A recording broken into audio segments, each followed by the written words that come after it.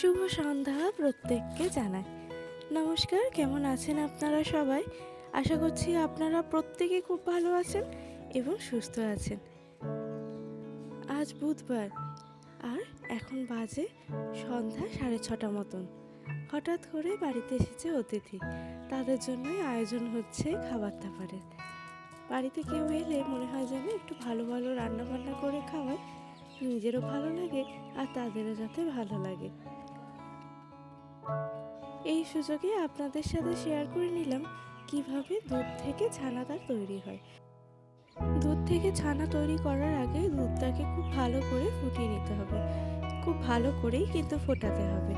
তারপরে আপনি সেখানে দুধের মধ্যে ভিনিগার বা ছানার জল, প্রত্যেকদিন যেহেতু আমাদের বাড়িতে ছানা হয়, ছানার জল থাকে, সেই কারণে ছানার জল দিয়েই করা হলো। বা ছানার কাটানো যে পাউডার বাজারে বিক্রি হয়, সেই পাউডার অথবা লেবুর রস, যা হোক কিছু দিয়ে কিন্তু দুধ থেকে ছানাটা কাটিয়ে নিতে হবে।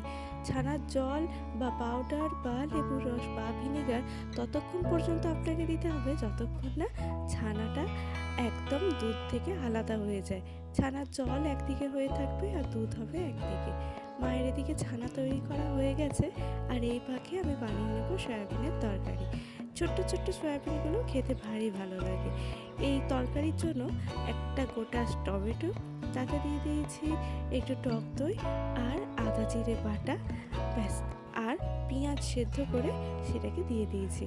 আমি তরকারি করলে সাধারণত পেঁয়াজটা একটু সেদ্ধ করেই দিয়ে দিই, এতে গ্রেভিও যেমন হয়, তেমনি পেঁয়াজের একটা আষ্টে গন্ধ বা উগ্র গন্ধও কিন্তু এতে থাকে না।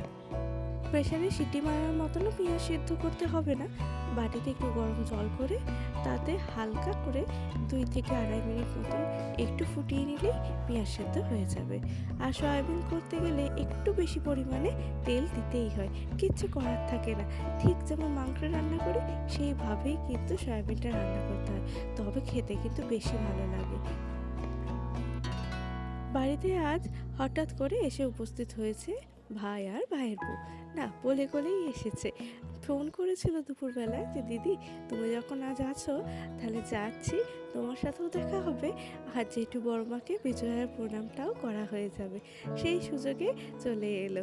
মাঝে মাঝে বাড়িতে কেউ এলে বেশ ভালোই লাগে। বাড়িটা বেশ জমজমাটি হয়েছিল একদম রাত পর্যন্ত। আর আজ কিন্তু আমার ভিডিও শ্যুটের জন্য পেয়ে গেছিলাম আমি রিমিকে, আমার ভাইয়ের বউকে। ওকেই বলেছিলাম তুই একটু শ্যুটগুলো করে দে। সন্ধ্যাবেলায় মুড়ির পর্ব তো মিটেই গেছে, আর এখন হবে একটু চা। মুড়ির পর একটু চা না হলে কি ভালো লাগে? চায়ের রংটা দেখে আশা করি বুঝতেই পারছেন, একদম কড়া করে দুধ চা করেছিলাম, একটু বেশি মিষ্টি দিয়ে তার উপর। ওরা আবার একটু বেশি মিষ্টিই খায়। রিমি আমাকে স্পেশালি বলল, দিদি একটু বেশি করে মিষ্টি দিও, আমার দুধ চা একটু মিষ্টি মিষ্টি খেতে ভালো লাগে। সেই কারণে একটু ভালো করে মিষ্টি দিয়ে আর বেশ খানিকটা করে চা পাতা দিয়ে সেটাকে ফুটিয়ে একদম ঘন দুধের চা বানিয়ে ফেললাম। বাড়িতে দুধটা থাকার জন্য ছোটোবেলা থেকেই দুধ বা দুধের জাতীয় কোনো জিনিস খেতে আমার ভারী ভালো লাগে। আর ওদেরও কিন্তু চাটা খেতে বেশ ভালো লেগেছিল। এখন তো আবার একটু শীতের আমেজ পড়েও গেছে।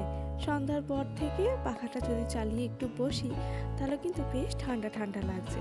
রাতের দিকেও পাখা আর একদম ফুল স্পিডে দিয়ে ঘুমানো যাচ্ছে না, একটু কমিয়ে নিতেই হচ্ছে। আর এই সন্ধ্যাবেলায় এরকম চা পেয়ে ভীষণ ভালো লেগেছিল কিন্তু। এদিকে চায়ের পর্ব মিটে গেছে, বসে থাকার কোনো উপায় নাই। রিমি আছে আমার সাথে রান্নাঘরে, মাও আছে, আর ওদিকে ভাই আছে নিজের মতন ফোন নিয়ে, আর বাপি তো দেখছে টিভি। আর তাই আমরা তিনজনে এখানে গল্প করতে করতে চাপিয়ে দিলাম এবার রান্নাটুকু। আলুটা তো ভাজা হয়েই গেছিলো আগে, তার উপর সয়াবিনটাও একটু ভেজে নিয়েছিলাম। আর এখন মশলাটা কষিয়ে নিচ্ছি। মশলাটাতে তেলে ফোড়নে কেবলমাত্র দিয়েছিলাম একটু কালো জিরে, আর হ্যাঁ, মশলা বাটার সময় একটু গোটা গরম মশলাও কিন্তু বেটে নিয়েছিলাম। আর এখন মশলা থেকে যখন তেল ছেড়ে নিয়েছে তখন ভেজে রাখা আলু সয়াবিনটা দিয়ে দিয়েছি। বেশ ভালো করে কষিয়ে নিয়েছি। যত কষানো ভালো হবে রান্নার স্বাদ কিন্তু তত ভালো হবে। আলু সয়াবিন দিয়েও কষাতে কষাতে যখন তেল ছেড়েছে তখন দিয়ে দিয়েছি গরম জল।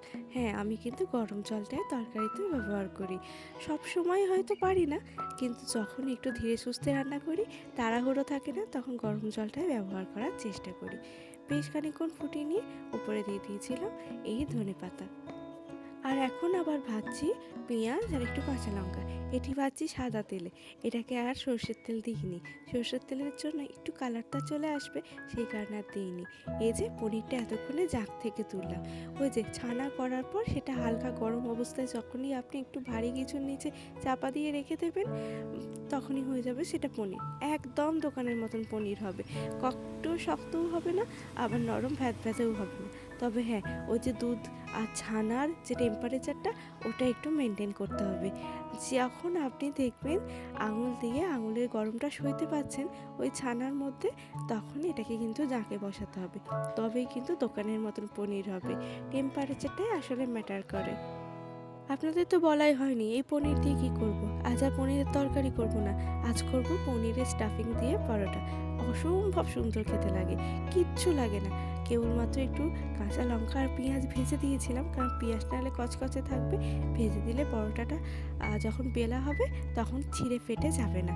রিমিকে একটু টেস্ট করতে দিলাম, ও তো বুঝতেই পারলো না। যাই হোক, আর তো দিয়ে দিয়েছিলাম কিছুটা ধনেপাতা, এতেই কিন্তু হবে। এই সময় ধনেপাতার স্বাদটা গন্ধটাতে একদম তরকারি মমা করে, আর কোনো কিছু লাগে না। আর পনিরের যা সুন্দর স্বাদ, তাতে আর কোনো মশলাপাতি কিচ্ছু দিতে লাগে না। ওইটুকু করে রান্নাঘরের কাজ আমার শেষ হয়ে গেছিল। এর পরের কাজটা ছিল মায়ের। ওই যে ময়দা মাখা, তাতে পুর ভরা। আমি যখন ঘর থেকে এলাম গল্প টল্প করে, তখন দেখি মায়ের এদিকে সব হয়ে গেছে। আর এখন বাজে রাত প্রায় 10:30। ওরা খেতে বসে পড়েছে, ওদের তো আবার বাড়ি ফিরতে হবে। ওদেরকে অনেক থাকতে বললাম, কিন্তু ওরা রইল না। তো ওরা ওদিকে খাচ্ছে, আর ওদের এক্সপ্রেশন দেখে তো বুঝতেই পারছেন যে পরোটাটা আর তরকারিটা কতটা সুস্বাদু হয়েছিল। এইভাবে একবার বাড়িতে বানিয়ে দেখবেন। সমস্ত কিছু কাজের পাশাপাশি এই বিভিন্ন ধরনের রেসিপি ট্রাই করা আমার একটা খুব বদ অভ্যেসই বলতে পারেন। এই একটু এক্সপেরিমেন্ট করতে খুব ভালো লাগে রান্না বান্না নিয়ে। আজ সেই এক্সপেরিমেন্টের ফলস্বরূপ ছিল পনির পরোটা। কেমন লাগলো অবশ্যই জানাবেন।